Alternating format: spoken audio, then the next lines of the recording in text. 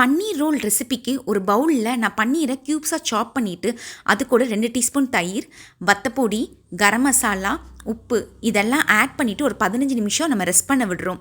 பேனில் நான் கரம் மசாலா ஐட்டம்ஸ் எல்லாத்தையும் ஆட் பண்ணிவிட்டு அது கூட ஒரு பெரிய வெங்காயம் ஆட் பண்ணுறோம்.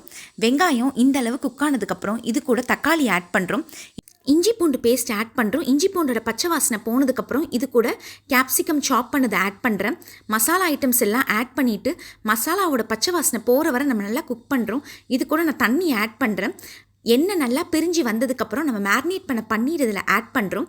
அது கூட நான் உப்பு ஆட் பண்ணுறேன். கஸ்தூரி மீத்தி 1/4 டீஸ்பூன், கரம் மசாலாவும் ஆட் பண்ணிவிட்டு மூடி போட்டு 5 நிமிஷம் குக் பண்ணோம்னா நம்மளோட சென்டர் ஸ்டஃபிங் ரோல் ரெடி.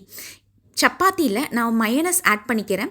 இப்போ நம்மளோட பன்னீர் ஸ்டஃபிங்கை இதை சென்டரில் வச்சுட்டு நம்ம ரோல் பண்ணி எடுத்தோம்னா நம்மளோட பன்னீர் ரோல் ரெடி. தேங்க்ஸ் ஃபார் வாட்சிங்.